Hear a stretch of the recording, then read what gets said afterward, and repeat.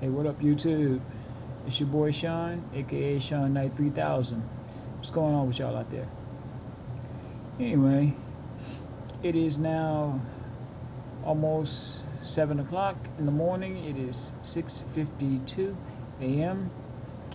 and my shift is almost over. In fact, my relief is here now. He's in the washroom, changing, getting ready, I guess he's putting on his uniform because I don't think he wears it to work, which is fine by me.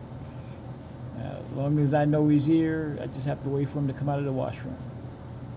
Anyway, wanted to talk about something. Whether or not long distance relationships can work. That depends, I guess. I guess it depends on the people, uh, how committed you are to the relationship. I mean, I know for a fact that I've been in two long distance relationships in the past 15 years. The first was with Jess, who is a native Canadian girl, or now a woman, and now with Makiko, who lives in Tokyo, Japan. And the relationship with Jessica, it was great in the beginning, and it resulted in the birth of our son. So nothing but good things about that, except that eventually it came to an end. Our relationship with Makiko has been going on for about 2.5 years now, of us face to face, and about 3 years overall, including online talk. Um, it is what it is, you know. The distance, it makes things pretty hard, because you get to see each other once, twice, maybe 3 times a year, and you cherish that 1 week or 2 weeks that you have when you are together. But is it enough? I mean, everybody says absent makes the heart grow fonder, or absence makes the heart grow fonder. I don't know about that. I think the distance starts the wheels in your mind clicking a little bit too fast sometimes, because you do realize that the person you're involved with is literally, in the case of me and Makiko, literally on the other side of the planet. And that brings up the $100,000 question. If you do something, in the relationship, in other words, if you cheat, you play around, you really don't have to worry about getting caught. It's not like you have mutual friends that would see, you know, what's going on and tell the other person.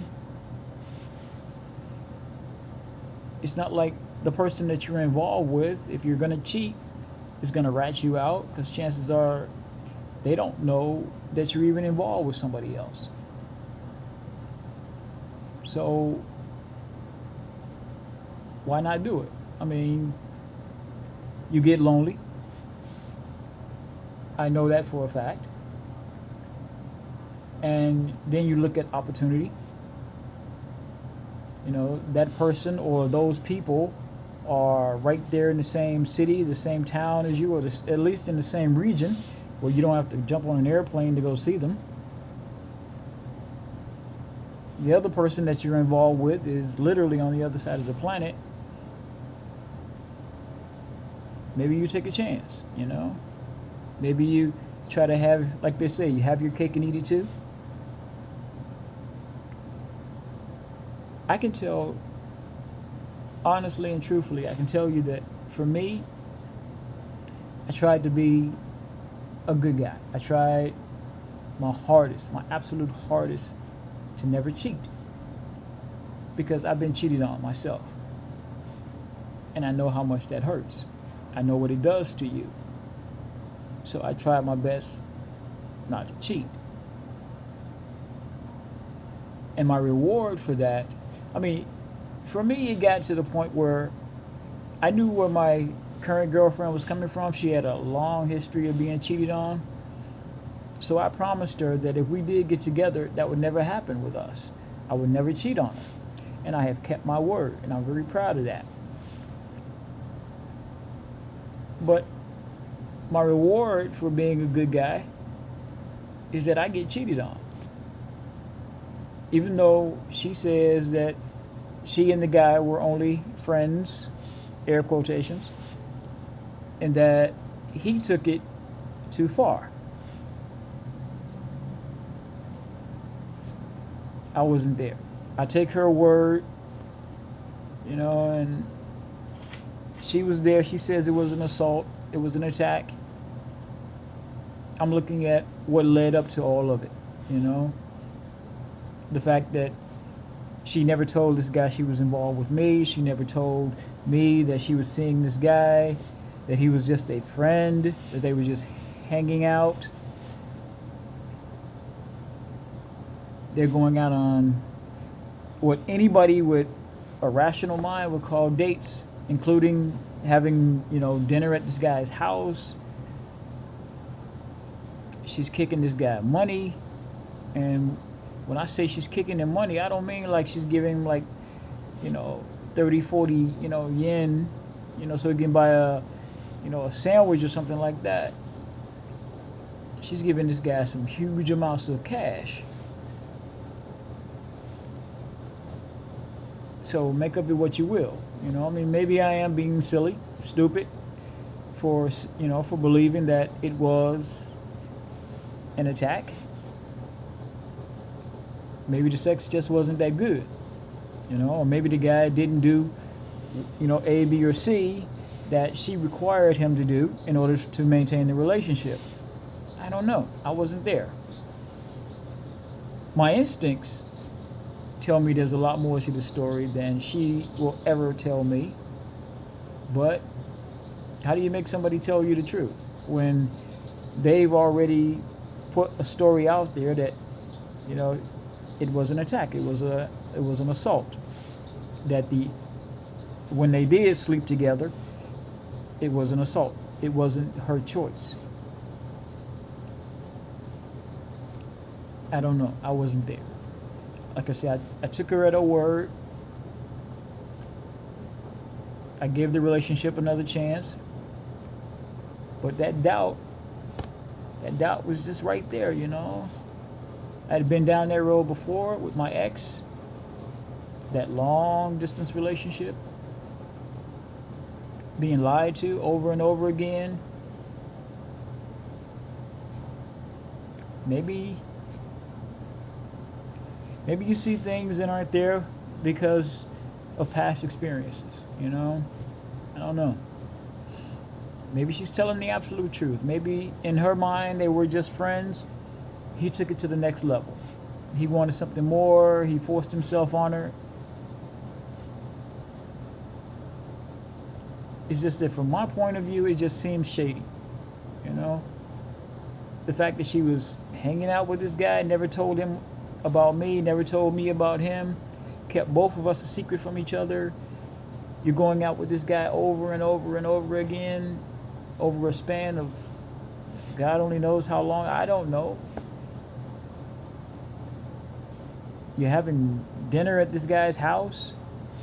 You're supposedly involved in a relationship with me. He's a single guy. Why are you at this guy's house having dinner?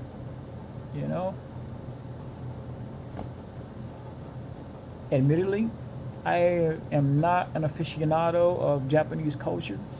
All I know comes from anime. I just know, from my point of view, if I was doing that, she would have broke up with my ass lickety split. Let me take a female friend out. Let me invite a female friend over to my crib. It ends in sex. I could have been slipped the most powerful roofie in the history of roofies, and this chick crawled on me and we had sex. Think I get a skirt on that? Think I get a pass on that? don't think so. I don't think so. So, with me, these long distance relationships have just not worked. I mean, what worked with me and Jess is when we actually made the commitment to be together in one location. I ended up moving to Canada. It was a tremendous experience. I had no family, no friends, no contacts of any kind in Canada. It was a clean break for me.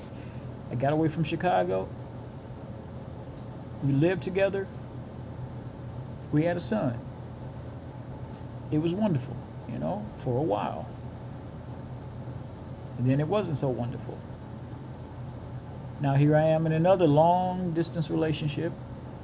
There's already been one situation, like I say, that ended in either, depending on your point of view, it ended in sex or it ended in a sexual assault.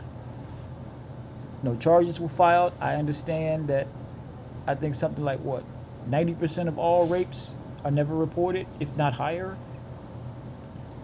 So you can't base anything on that. But you can base things on what led up to the assault.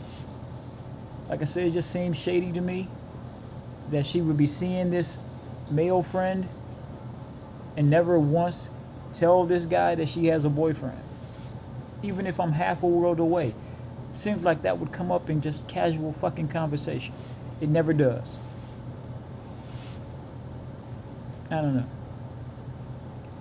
But, like I said, maybe I'm just jaded, having been through it now twice. So I'm going to put it out there. For anybody that's in a long-term or a long-distance relationship, not a long-term, a long-distance relationship and it's work, hey, comment below. Tell me how long you guys dated, how far apart you are. Do you need an airplane to go see each other? If it didn't work, tell me why it didn't work. Was there cheating? Was there something else? Let me know what your opinion is. Do you think long distance relationships can work? I think I'm going to make that the title of the video. Alright.